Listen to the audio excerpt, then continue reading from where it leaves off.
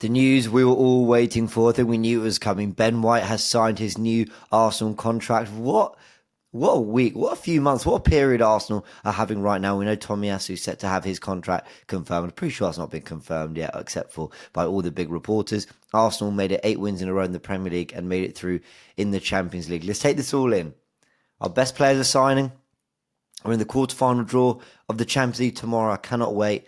And we're top of the league. We're top of the league going into a trip at the Etihad, going into a 19-day break, and going into the last 2 months of what's probably been the most exciting title race for as long as I can remember. When was the last time there was a three-way title race? Anyway, let's not get bogged down in all that.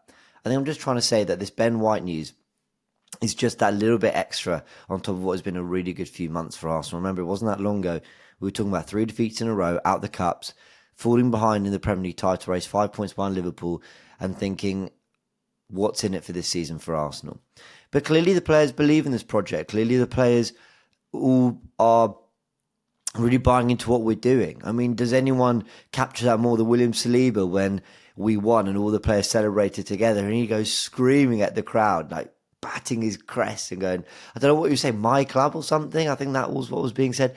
I mean, everyone is so engrossed in it. It's great to see that Ben White is as well. And it's crucial that he is because he's been one of Arteta's most important players. There's absolutely no question about it. Let's talk about him. Let's talk about Ben White and his arrival a few years ago. I remember doing a breakdown on him.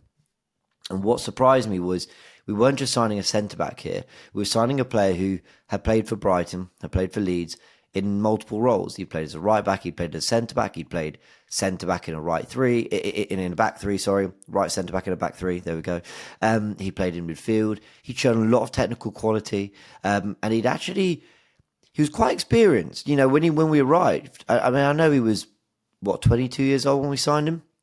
We had a year of Premier League action under Graham Potter, I think, at Brighton.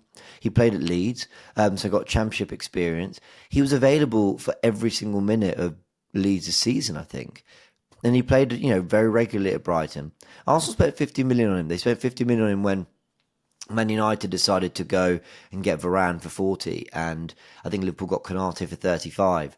And we all know that meme going around. And Ben White, okay, Konate's been brilliant, but he's been injured a lot. So you can make a very legitimate argument for Ben White with the multiple positions he's played, with the availability, that he's had. You can make a very legitimate argument for him being the best of those centre-back moves that summer. I think Jules Koundé went to Barcelona maybe that summer as well. And here you've got a player who has done whatever Mikel Arteta's asked him to do. You need him to be a centre-back, ball-playing centre-back that steps into midfield, no problem at all. That was his first season. Then you need him to be a right back who builds up in a back three, but can also overlap, but can also, provide some width and support Bukayo Saka, Martin Odegaard. Cool. That was the Ben White of last season. And this season is a case of Ben White. Can you do all that? And do you mind also inverting into midfield and giving us overloads in the absence of Zinchenko? And, take on real responsibility in the middle of the park. He's done that too. And I just think we're really, really lucky to have him. We're not just lucky. We paid 50 million for him, didn't we? But no one's talking about that price tag. And I think it's a really good measuring stick. If a player's moved for a lot of money and the price tag is questioned at first, if that price tag never comes back up, they're doing brilliantly. And you see that with Declan Rice. No one is saying, yeah, he's doing well, but 105 million was too much. No one cares. People are saying we underpaid West Ham. And you see that with a few players. Look at Kai Havertz. Everyone mentions the money. I mentioned the money. He's doing really well now. Funnily enough, that's not getting mentioned at the moment, is it? But Ben White for 50 million was a lot at the time, and people were going, what are Arsenal doing here? But it was paying maybe a little bit of a premium to ensure that A, you got Arteta's man, but B, that you got a player who's incredibly versatile and had more than his best years ahead of him. And in the time arriving, there were other questions that came with it. For example, we signed him. We gave him the number 4 shirt. William Saliba was originally down to have that number 4 shirt.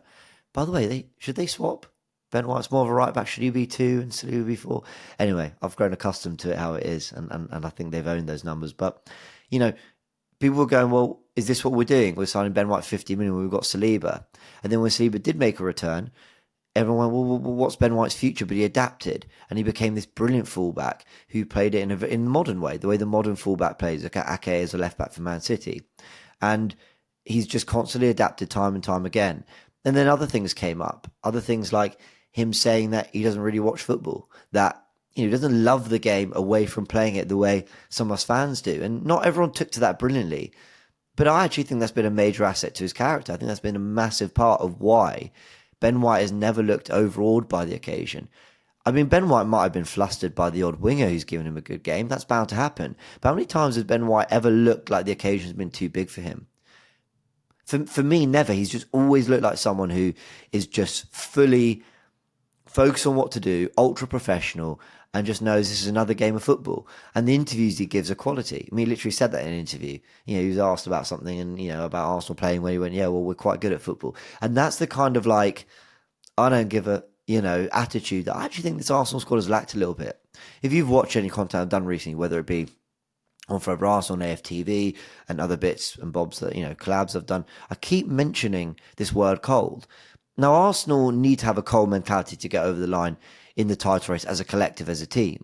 But there are certainly a few players that really embrace that I've got a job to do mentality that I think Arsenal are really going to need in the second half of the season. And he is absolutely one of them. There's no question Ben White is absolutely one of them.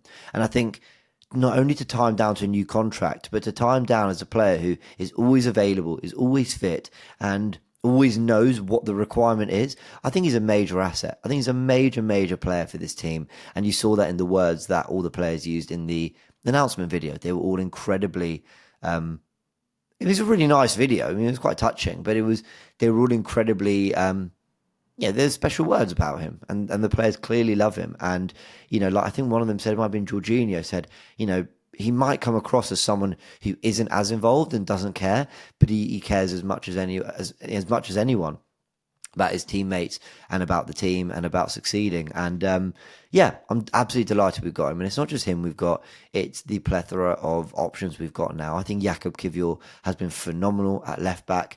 Our fullback options are brilliant. Tomiyasu, if he can stay fit, we saw that run he had in November.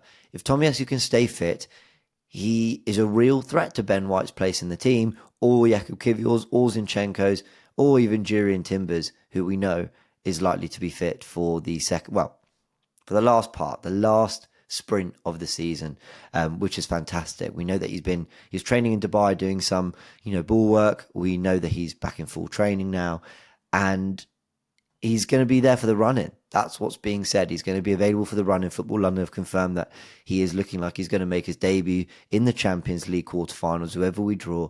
And that is fantastic news, because for this group to have done, it's been largely the same group with Kiwior left back, White right back, whether it be Jorginho stepping in, Trossard, it's been largely the same group. Kai Havertz has kind of taken Arsenal through this, 10-game real push from January to March now. And now we're in a position where if we can add a fit Thomas Partey, who's managed to get some minutes, Gabby Jesus, who's managed to get some minutes, Vieira, who's got a handful of minutes, not many. If Smith Rowe can prove his fitness and prove the quality we keep hearing about, if, Timber, Tomiyasu can come and just keep that defence fresh as well, because I think having fresh minds like this title race can be crucial, then Arsenal could be in a really, really good position to do something and be legitimately competitive. Let's hope so. I'd love to add all those players back and have a really fully fit squad to attack this last 2 months. But of course, we've got to wait before we get back in action against Man City on the 31st of March. We'll be keeping you up to date with everything in terms of news, in terms of build up to that big game. And of course, the Champions League draw on Friday. We'll be live reacting to it from 10:30 a.m. on AFTV UK time. So do go check us out for that. I'm really excited, and as you can see from my tone throughout this video, I'm just very proud and I'm very happy. It's been a long time since I've had real pride in Arsenal, and I think a few years ago when we were chasing a place for the top four, with a young team, I started to feel some pride for the team again. Last year, battling out in a title race no one expected us to be in, I certainly felt some pride. And now back-to-back title races and leading again going into this March break, but also being in the quarterfinals of not just European competition, but the Champions League with the names we're with: Barcelona, Real Madrid, Bayern Munich, PSG, Man City, of course Arsenal. And who's the last one? Dortmund. It's looking good, guys. It's looking good. Congratulations to Ben White. Thoroughly deserved.